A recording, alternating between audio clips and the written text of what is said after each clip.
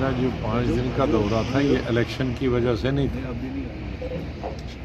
जब से मैंने नई पार्टी बनाई 1.5 साल में, तो तब से कई बार प्रयास किया मैंने रजौरी पुंछ का दौरा करने के लिए। पिछले साल मैं रजौरी तक आ भी गया था और 2 दिन रजौरी में रहे, लेकिन सभी लीडरों का कहना था कि भाई लोगों ने ये फैसला किया है कि जब तक शेड्यूल्ड ट्राइब का ये मसला हल नहीं होता तब तक हम किसी पॉलिटिकल पार्टी की पब्लिक मीटिंग नहीं करेंगे। तो इसलिए हम राजौरी से ही वापस आए और कोई दूसरी पार्टी को भी यहाँ के लोगों ने मीटिंग करने नहीं दी, चाहे वो एनसी की हो, पीडीपी की हो, सिर्फ बीजेपी ने की थी। और उनको क्योंकि उन्होंने एसटी देना था इसलिए उनसे नहीं डरते थे। दूसरी पार्टी से लोग डरते थे कि अगर वो उनका स्वागत करेंगे तो शायद फिर बीजेपी नहीं देगी एसटी। तो इसलिए अब एसटी का मामला ख़त्म होने के बाद हमने 5 दिन का दौरा किया। बहुत अच्छा रहा। हमारी सभाओं में सब हिंदू, मुस्लिम, सिख लोग आए, पहाड़ी आए, गुजर आए, हर जगह, चाहे वो पुंछ का डिस्ट्रिक्ट हो या रजौरी का डिस्ट्रिक्ट हो। हमने नौशहरा से ख़त्म की, हमने कालाकोट से शुरू किया था और आज जाते जाते 5वें दिन हम सुंदरबनी से ख़त्म करेंगे। और इसमें हमने पुंछ में भी 2 जगह मीटिंग की, राजौरी में भी की, बाकी इधर इस एरिया में भी की, कालाकोट और सुंदरबनी आज करेंगे। तो 5 दिनों का जो दौरा था बहुत सफल दौरा था और सभी बड़े प्यार प्रेम से, हिंदू हों, हमारे पहाड़ी हों, हमारे गुजर भाई हों, चाहे वो पुंछ में हमारे सिख भाई हों, सब ने अपना प्यार दिखाया। तो आज का मेरा जो ये संपर्क था ये कोई इलेक्शन भाषण नहीं था। इलेक्शन के बाद लिए तो हम दोबारा से आएंगे, तब इलेक्शन ही भाषण करेंगे। लेकिन ये सच है कि पार्लियामेंट का इलेक्शन तो ड्यू है अगले महीने और विधानसभा का इलेक्शन तो 6 साल से ड्यू है।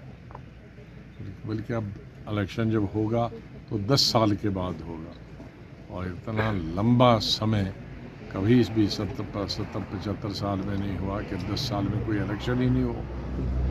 तो इसलिए सब लोग, सब राजनीतिक दल और राजनीतिक दलों से ज़्यादा JNK की जनता, चाहे वो सुबह जम्मू की हो या कश्मीर की हो, सब इंतज़ार कर रहे हैं विधानसभा का। क्योंकि अभी कई सालों से हमारे कोई प्रतिनिधि नहीं है विधानसभा में, कोई मंत्री नहीं है, जिसकी वजह से जो दूर दराज के हमारे पहाड़ी इलाके हैं उनमें कोई प्रतिनिधि जा नहीं सकता।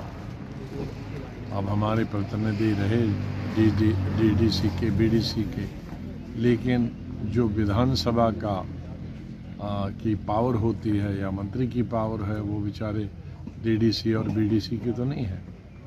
तो इसलिए लोग भी इंतज़ार कर रहे हैं, राजनीतिक दल भी इंतज़ार कर रहे हैं और हमें आशा है कि जल्दी ही अगले कुछ महीनों में विधानसभा का इलेक्शन। सर, NC की कुछ देर पहले सुंदरबनी के अंदर बहुत बड़ी रैली थी, फारूक अब्दुल्ला को रोका गया। उन्होंने कहा कि जहां पर डेमोक्रेसी की हत्या की जा रही है, क्या कहेंगे इस पर? डेमोक्रेसी की हत्या की जा रही थी तो कल तो फारूक साहब ने कहा हम NDC में भी, NDA में भी जा सकते हैं।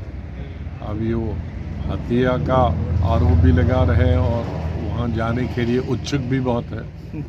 अब ये निर्णय लें, उमर साहब एक स्टेटमेंट देते हैं, फारूक साहब पहले, दूसरा स्टेट पहले तो उनको घर में निर्णय लें को अपोजिशन में हैं कि रूलिंग पार्टी के साथ। आपको क्या लगता है कि इस तरीके की बयानबाजी वो अपने फ़ायदे के लिए करते हैं?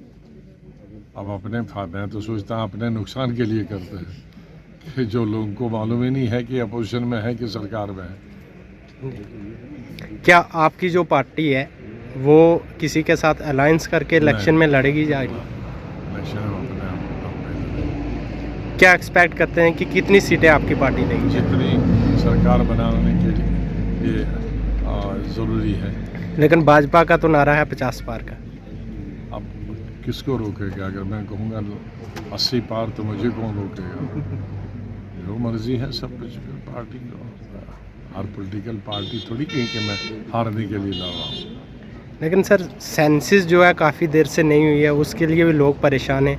तो क्या सेंसिस जो है सेंसस हाँ 2011 में हुई थी, उसके बाद काफ़ी लोग जो हैं परेशान हैं। देश में ही नहीं हुई। लेकिन आपका क्या उस पर रहेगा प्रतिक्रिया? ओल्ड ड्यू है, 21 में होनी चाहिए थी, बल्कि 20 से ही प्रक्रिया उसकी शुरू होनी चाहिए।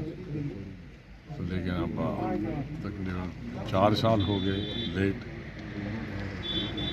सर सुंदरबनी आवाम को क्या मैसेज देना चाहते हैं?